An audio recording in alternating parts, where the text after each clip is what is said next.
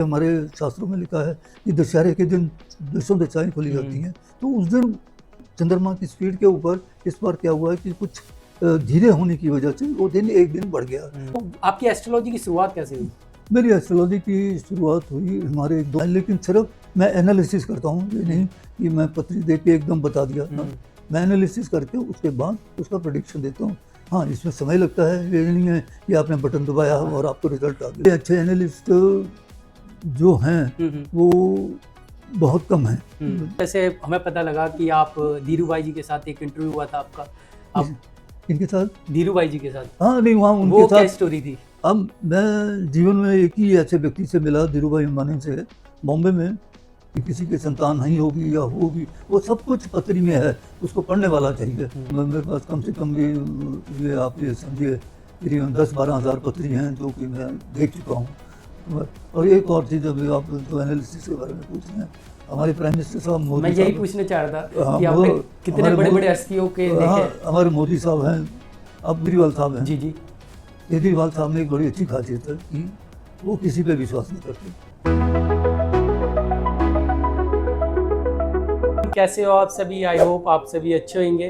तो जैसे कि मैंने एक पहले वीडियो बनाई थी एक एस्ट्रोलॉजी पे, आज फिर एक हम एस्ट्रोलॉजर जी के साथ हैं। ये एस्ट्रोलॉजी एक साइंटिफिक वे में है, 25 साल हो गए हैं। तो आज हमारे साथ हैं वीके शर्मा जी, इनसे बात करते हैं। हेलो सर, कैसे हैं आप? बढ़िया, बिल्कुल फर्स्ट क्लास। जैसे नवरात्रे, इस बार क्या हो रहा है कि नवरात्रे नहीं है, वो 10 दिन है इस बार, तो वो कैसे है? नहीं, ऐसा है कि हमारे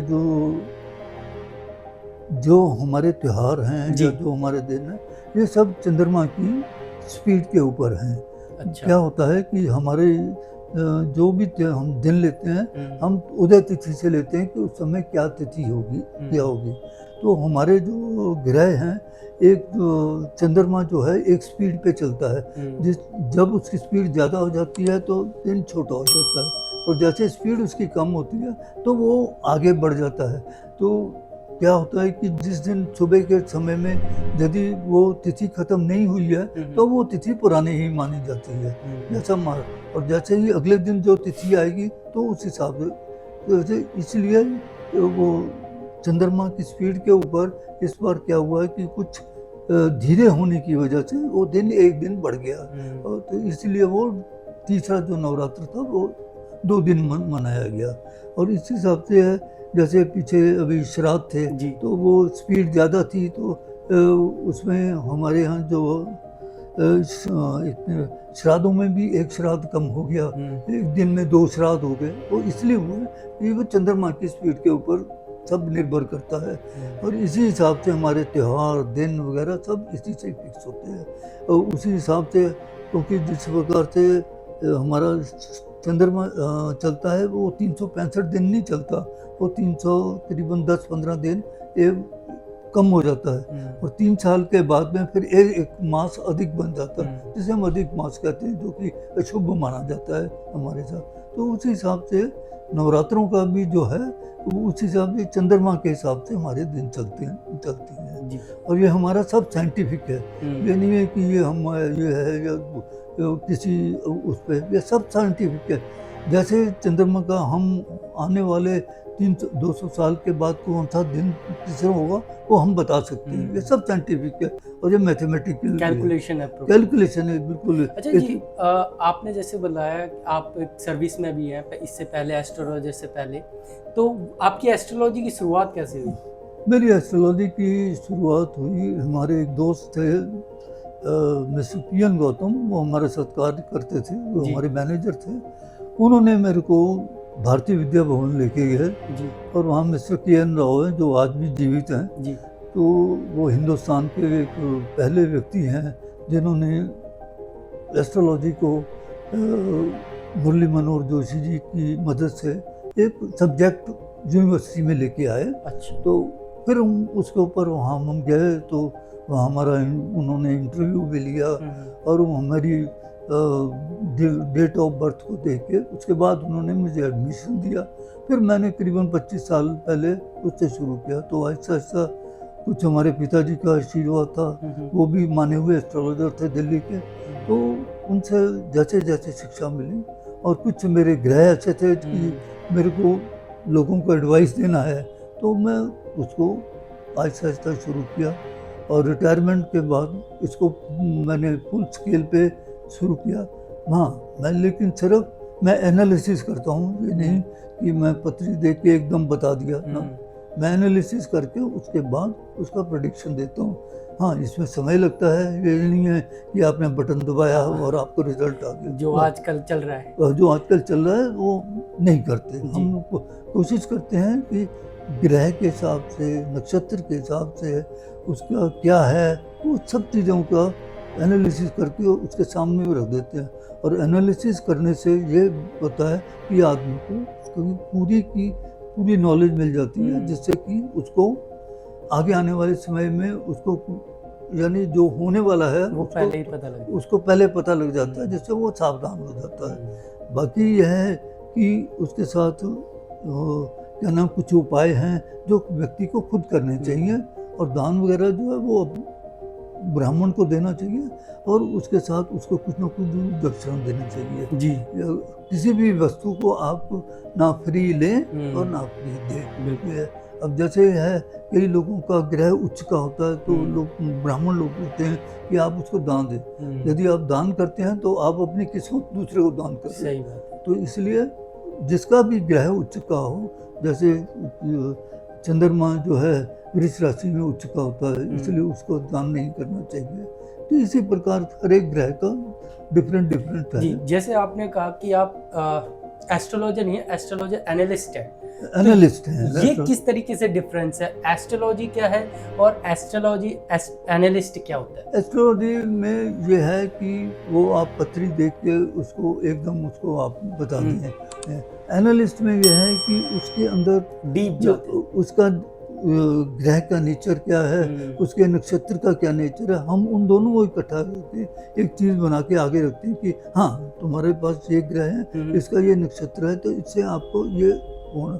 और इससे नक्षत्र से और ग्रह का एनालिसिस करने से सब कुछ क्लियर हो जाता है और आदमी को आगे आने वाले भविष्य का पूरा ज्ञान हो जाता है। ये है कि इसमें देर लगती है, टाइम ज़्यादा लगता है। इसमें एनालिसिस करने में, एक पत्री के एनालिसिस करने में कम से कम भी 8-9 घंटे लग जाते हैं। 8-9 घंटे लगते हैं। 8-9 घंटे लगते हैं, तभी आप आने वाले किसी भी व्यक्ति को तभी उसको पता लगेगा कि हाँ मेरे पास क्या है। और ऐसे बता देना चलते चलते फिरते तो उससे फायदा नहीं है। तो आजकल तो बहुत ज़्यादा लोग जो है वो एस्ट्रोलॉजी को ही सुन रहे हैं, या काफ़ी ऐप पे चले जाते हैं, वहाँ से पता कर लेते हैं। वो सब जो चीज़ें हैं वो गलत है, वो ठीक नहीं है।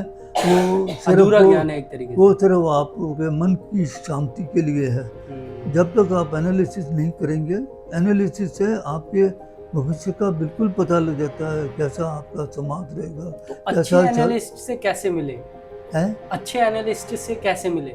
देखिए, अच्छे एनालिस्ट जो हैं वो बहुत कम हैं हमारे, क्योंकि ये विद्या वैसे तो आजकल सब लोग पढ़े हुए हैं, सब एस्ट्रोलॉजी बने हुए हैं, सब बने हुए हैं, लेकिन वो वही बन सकता है जिसका बुध जो ग्रह है वो बहुत अच्छा हो, या उसके ऊपर बृहस्पति की दृष्टि हो। वो आदमी जिसका अष्टम घर जो 8वां घर का वो है, वो अंधकार का घर है, तो अंधकार में चीज़ को ढूंढने के लिए आपको एनालिसिस करना पड़ेगा। तो वो कौन है? शनि महाराज हैं या अपने बुध हैं, और यदि उसके साथ बृहस्पति की दृष्टि पड़ जाए तो वो आदमी को कहीं का कहीं पहुंचा देता है।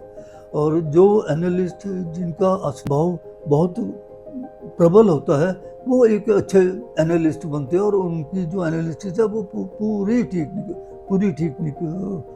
आ जाती है। जैसे कि जो भी पूछने वाला है उसको उसके मन की शांति हो जाती है, हाँ मेरे साथ बिल्कुल ठीक होगा। सर, जैसे हमें पता लगा कि आप धीरू भाई जी के साथ एक इंटरव्यू हुआ था आपका, आप इनके साथ, धीरू भाई जी के साथ? हाँ नहीं, वहाँ उनके वो साथ क्या स्टोरी थी?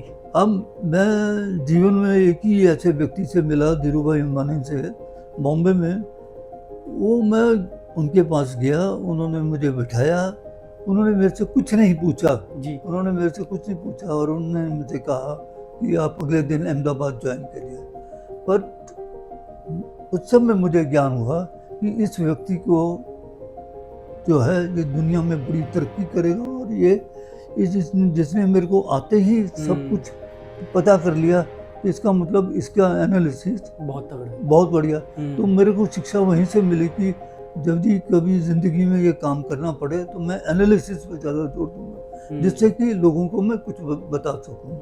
तो वो उस व्यक्ति से एक और चीज़ मिली कि आदमी को अपने कार्य में दक्ष होना चाहिए और अपने कार्य में लगन लगनी चाहिए, डिटर्मिनेशन होना चाहिए, तो आदमी कहीं पहुंच जाता है। और ये आज दुनिया के सामने है कि वो एक नीचे का आदमी पर बिल्कुल दुबई में काम करने वाला आज दुनिया का सबसे बड़ा आदमी है। तो वो जो डिटर्मिनेशन थी, डिटर्मिनेशन आदमी को कहीं का कहीं पहुंचा देता है। तो उनके साथ आप फेस टू फेस बात हुआ था, उन्होंने डायरेक्ट आपसे कहा था कि अहमदाबाद जाइए, या हाँ, उन्होंने मेरे से कहा कि आप बाहर मेरे एडमिनिस्ट्रेशन सेक्शन में जाके आपका टिकट।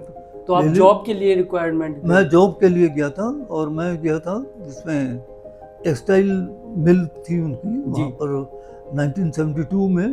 तो मैंने उनको चिट्ठी लिखी, उन्होंने मेरे को पर मेरे को आज तक नहीं होता कि उन्होंने मेरे से बगैर पूछे क्यों अपॉइंटमेंट दी, आज तक मुझे नहीं पता कि उसके बारे में। पर इससे ये जरूर होता है कि हाँ, उस व्यक्ति को मालूम था कि ये काम कर बहुत अच्छा था उनका, उसका ग्रैस्पिंग पावर उसके पास बहुत तगड़ी थी, और वो आदमी को सामने देख देख के पढ़ लेते थे। यही कारण है कि वो दुनिया का सबसे बड़ा आदमी बना। तो सर, जैसे कि अभी दिवाली आने वाली है, दशहरा आने वाला है, कुछ ऐसी चीजें जो हमें ध्यान रखनी चाहिए इन त्योहारों के लिए, जैसे करने के लिए? जैसे नहीं, देखिए, जैसे दिवाली है, दशहरा है, तो दशहरे पे तो हम लोग जो हैं अपने जीवन का कोई भी शुभ कार्य करना चाहें तो दशहरे के ऊपर कर सकते हैं। उसके ऊपर किसी भी प्रकार का मुहूर्त वगैरह की आवश्यकता नहीं होती है। बाकी दिवाली के ऊपर तो शक्ति का जो हमारे लक्ष्मी जी हैं, उनका एक पूजन जो है प्रिस्क्राइब्ड है। उसके हिसाब से उस समय जिस समय ये फिक्स लगन होता है, जब पृथ्वी राशि होती है, उस समय हमें करना चाहिए, जिससे कि हमारे घर में लक्ष्मी का वास रहे। यानी फिक्स टाइम का मतलब कि वो एक ही जगह रहेगा, तो उससे उस समय करना चाहिए जिससे हमारे घर में लक्ष्मी का वास रहे। और यह है कि जो भी हम पूजा करें, अगर अपने दिल से पूजा करें तो सब काम ठीक होंगे। ये कहना कि ये हो गया वो हो गया, किसी का कुछ ना करें। जो आपके जीवन के अंदर, जो आपके शरीर या आपकी आत्मा जो अंदर से आवाज़ दे, अब उसके हिसाब से कार्य करिए, दुनिया में कभी कोई दिक्कत नहीं आएगी। बाकी ये जरूर है कि एनालिसिस से हमें जीवन में कुछ ना कुछ जरूर ऐसा मिलता है जिससे कि हम आगे आने वाले टाइम के लिए हम सावधान रहें। अच्छा, साइंटिफिक तरीके से अगर हम जानना चाहें, जैसे कलावा बांधा जाता है, माथे पे टीका लगाया जाता है, हाँ, तो वो चीज़ क्यों होती है? माथे पे टीका हम जो लगाते हैं जी, इससे ये है, यदि वो माथे पे का जो टीका हमारा पंडित जी लगाते हैं या कोई भी सही सूख जाता है, तो वो एक इंडिकेशन देता है कि ये आदमी आने वाले 24 घंटे तक जिंदा रहेगा। अच्छा। ये इंडिकेशन है। ये जो हम कलावा वगैरह बांधते हैं, ये एक चीज़, ये भी एक रक्षा कवच है जो कि किसी मुसीबतों से हमारी रक्षा करता है। इसीलिए आजकल आपने देखा होगा कि मैक्सिमम 100 में से 80 लोग कलावा बांध के आजकल चलते हैं। ये सिर्फ एक रक्षा का, किसी मुसीबत से उसके बचाव का कार्य ये है। पुराने ज़माने में तभी लगाया करते होंगे कि कोई ना कोई साइंटिफिक रीज़न होगा कि जिसकी वजह से कलावा बांधने से उनको ये होगा कि आने वाले कोई भी उनके ऊपर मुसीबत आए तो भगवान उससे उसकी रक्षा करेंगे उसके लिए। अच्छा जी, आपने जैसे जो प्रिडिक्शन करी है उसके बारे में कुछ बताइए, कोई स्टोरी शेयर करिए हमारे साथ।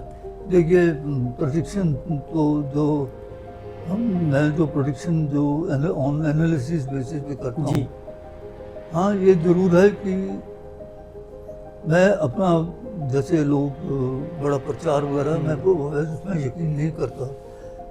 जो भी प्रेडिक्शन करता हूँ on the basis of analysis करता हूँ, और मेरी ये कोशिश रहती है कि 99% वो एक्यूरेशन होनी चाहिए। जी। और ये होती है। और मेरे साथ कई लोग आए और कई चले गए। करीबन पिछले 25 साल में कईयों का कार्य हुआ है। कोई IAS अफसर बन गया, कोई कुछ हो।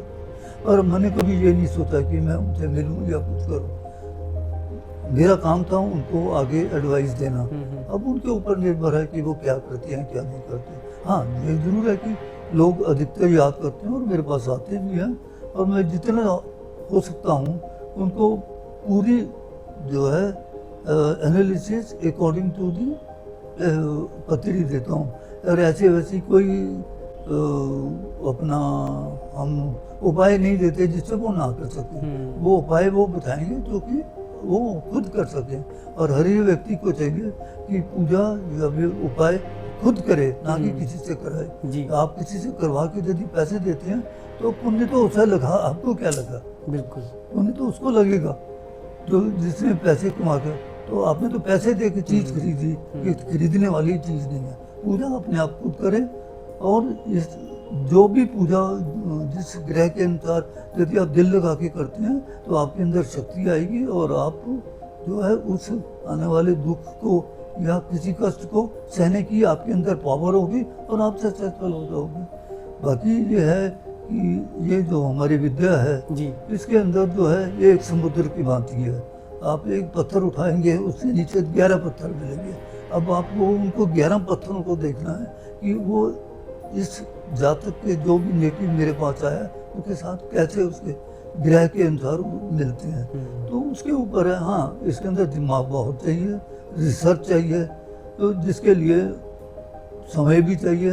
और जो रिसर्च करता है और जो जातक उसके पास आता है तो उसको उसकी विद्या का मान भी करना चाहिए, जो कि आजकल नहीं होता। क्योंकि हमारे देश में इस समय फ्री का बड़ा अच्छा मौसम चल रहा है, हर एक चीज़ फ्री में चाहिए।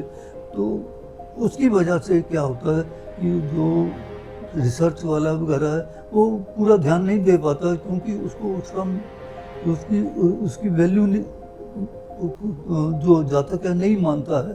तो इसीलिए वजह से जो है कि कुछ लोगों का विश्वास उठ जाता है कि ये तो ऐसे करते हैं। लेकिन ये सत्य है कि यदि आप एनालिसिस करके कोई भी कार्य करते हैं, शादी करते हैं या कुछ करते हैं, तो आपको जीवन में कोई कष्ट नहीं आएगा। आपके सामने पूरा हिस्ट्री खुली होगी। अब आपके ऊपर है कि आप क्या डिसीजन लेते हैं, नहीं लेते हैं। क्योंकि एनालिसिस का काम है कि उसको सारा एनालिसिस करके जातक को दे दिया जाए और वो जो आदमी है वो उसके ऊपर है, वो उसके ऊपर कैसे होगा। यदि आप एनालिसिस कराते हैं तो शादी वगैरह वगैरह इसमें कोई प्रॉब्लम नहीं आएगी। और यदि नहीं करवाते हैं और जैसे आप बता रहे थे कि ऐप वगैरह में है, हाँ। तो उसने हमारी हालत ज़्यादा ख़राब कर दी। वो क्या होता है, ऐप देख के गुण मिला के और हाँ जी हाँ शादी कर लो कोई नहीं देखता कि उसका लगन क्या है, उसका ग्रह क्या है, उसके लगन से उसका कोई छठा आठवां हिसाब तो नहीं है। जिसका छठवां और आठवां हिसाब होगा वो उसका डाइवोर्स निश्चित होता है। तो इसमें इसीलिए हम सबको एडवाइस करते हैं, आप एनालिसिस लड़के और लड़की की पत्रिका करवाएं और उसके पश्चात अपना डिसीजन लें जीवन के। अदरवाइज नहीं तो जैसे आप देखते हैं आजकल डाइवोर्स के केसेस ज़्यादा हैं, वो ये इसी वजह से हैं और किसी वजह से नहीं, क्योंकि लोग एनालिसिस नहीं कराते, बाद में दुख हो जाता है। बस पत्री मिलवा ली कि हाँ गुण मिल रहे हैं, वो नहीं। आपको एनालिसिस कराना चाहिए, उसमें बच्चे होने का, उसके अंदर माँ बाप का, उसके अंदर पति पत्नी के रिलेशन का, ये सब चीज़ें उसके अंदर लिखी होती हैं कि किसी के संतान नहीं होगी या होगी, वो सब कुछ पत्री में है। उसको पढ़ने वाला चाहिए और उसके लिए जो पढ़ता है उसको उसकी वैल्यू करनी चाहिए। तो निश्चित तौर पे आपको जीवन के अंदर सुख ही सुख मिलेगा।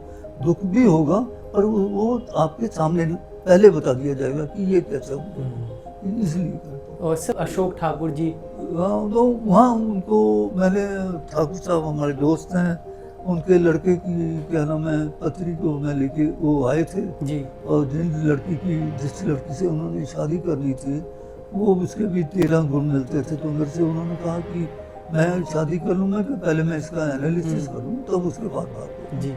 उन्होंने लड़के ने उसको लड़की पसंद आ गई, उन्होंने कर ली। तो मैंने कहा, तो मैंने उसको जब एनालिसिस करके कहा, कहते जी वो लड़का नहीं मानता, कहता मैं इसी से शादी करूँगा। तो मैंने उनको पत्री को देख के, लड़की की पत्री को देख के बताया कि यदि इसके जितने भाई बहन हैं तो उतनी इसकी संतान होगी। तो उन्होंने कहा उसकी तो कोई भाई बहन नहीं है। तो मैंने कहा जी फिर तो बहुत मुश्किल है। और आज उनकी शादी के करीबन 5 साल हो गए हैं, उनके कोई औलाद नहीं है। अब मैंने उनको ये एडवाइस किया है कि आप कृपा करके किसी बच्चे को गोद लीजिए, कि कम से कम जीवन में बुढ़ापे में मुसीबत तो नहीं आएगी। अब तो ऐसा ही है कि क्योंकि दिक्कत है ये है कि कुछ लोग तो मानते हैं और कुछ लोग नहीं मानते। कुछ लोग नहीं, अधिकतर लोग नहीं मानते हैं जो हम लोग कहते हैं, मॉडर्न में चले गए। हाँ, तो जब बाद में जब मुसीबत आ जाती है तब फिर वो हमारे पास आते हैं कि जी ये हो गया। तो इसीलिए है कि आप यदि जो भी चीज़ पूछे आप उस पर विश्वास कीजिए। अदरवाइज पूछने के लिए वो एस्ट्रोलॉजर या एनालिस्ट का इम्तिहान लेने का कोशिश ना करें। आप वो जो बताता है और अपनी पत्री को एक के पास ही लेके जाए। ये नहीं कि 10 पंडितों को दिखाए तो 10 के तो 10 व्यू होंगे। 10 व्यू में तो आप तो फंस जाओगे, आपकी ना इधर कर लोगे ना उधर करो। तो हमारे प्राइम मिनिस्टर साहब मोदी, मैं यही पूछने चाह रहा था कि आपने कितने बड़े बड़े हस्तियों के देखे। हमारे मोदी साहब हैं। अब देखिए आपने, मैं पिछले करीबन 25 साल से उनकी पत्री को देख रहा हूँ। अच्छा, उनमें क्या आदत है, उसमें वो एक चीज़ को यदि वो पकड़ लेते हैं, जो वो कहते हैं वो करके दिखाते हैं। उनके अंदर एक वो डिटर्मिनेशन है कि जो मैंने करना है वो करना है। वो किसी की परवाह नहीं करते। वो इसलिए है क्योंकि उनके लगन में जो है, उनके लगन में चंद्रमा और मंगल बैठे हैं और वो बैठे हैं। चंद्रमा नीच का है, यानी स्कॉर्पियो वृश्चिक राशि का है, और मंगल जो है वो अपनी राशि का है। तो वो नीच भंग राजयोग बन जाता है। ऐसा व्यक्ति जो भी उसके सामने आएगा वो भस्म हो जाएगा। और अभी आप देख लीजिए कि उनके इतिहास में लोगों ने उनके साथ क्या नहीं बुरा किया जी। आप देखिए दुनिया को आज वो अपने पीछे चला रहा है। सब में वो ये मंगल का महाराज, मंगल जी का वो प्रभाव है जिसकी वजह से है। और ये जब तक जीवित रहेंगे तब तक हमारे देश के प्रधानमंत्री बने रहेंगे, ऐसा हमारा विश्वास है। जैसे उनकी पत्री देख के लगता है। और उनकी पत्री के अंदर बहुत अच्छा योग है कि उनके घर जो हैं सारे भरे हुए हैं और उनके पास पावर है। और वो आपने वो देखा होगा कि उनके मुंह पे इतना 24 घंटे काम करने के बाद भी तेज रहता है। वो इसलिए तेज रहता है कि उनका मंगल जो है वो लगन का स्वामी है और वो लगन में ही बैठा है, तो इसलिए उनके पास ताकत है। तो ऐसे ही ये सब चीज़ें पता चलती हैं। अब इनके ऊपर भी, और दूसरा क्या है कि जितने भी बड़े बड़े लीडर हैं इनके जन्म वगैरह अभी निश्चित नहीं होते। तो किस्मत से इनका जन्म जो है बिल्कुल ठीक है, पता लगा। और भी कई नेता लोग हैं पर उनका जन्म जो है सही नहीं है। तो और किसी बड़ी हस्ती का आपने देखा हो? अब जैसे हमारे केजरीवाल साहब हैं। जी।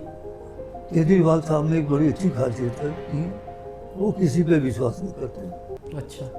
उनकी पत्री में लॉन्ग लास्टिंग फ्रेंडशिप है नहीं। वो किसी से आप शुरू से देख लीजिए, उन्होंने जिनके साथ काम किया उन्हीं की जड़ काटी है। तो क्यों उनके जो है, अब जो उनके जो दिन चल रहे हैं, अब उनके जीवन के सबसे बुरे दिन चल रहे हैं इस समय। और अब एक तो उनमें अहंकार बहुत ज़्यादा हो गया, और जीवन में लिखा हुआ है कि जो अहंकारी होता है उसका नीचे जाता है। उनका शनि नीच का है, जो शनि है वो नीच का है और वो 12वें घर में बैठा हुआ है। और हम 12वें घर को बंधन योग कहते हैं कि जो जेल की यात्रा करा देता है।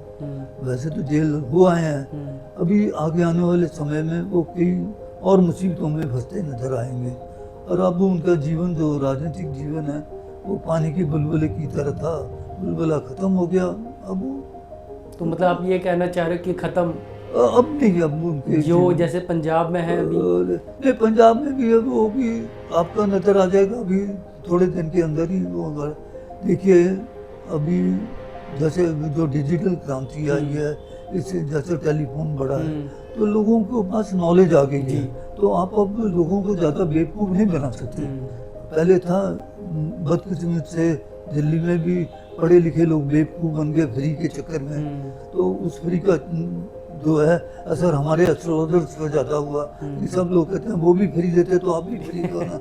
अब बताइए अब कहाँ से बिजली का बिल तो फ्री मिला। तो इस हिसाब से वो उनमें जो है अहंकार ज़्यादा है, और दूसरा क्या है कि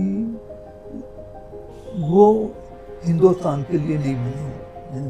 उनको कहीं विदेश में कहीं काम करते या कुछ तो करते उससे ज़्यादा सी उसमें सक्सेस उनको मिल जाती है विदेश।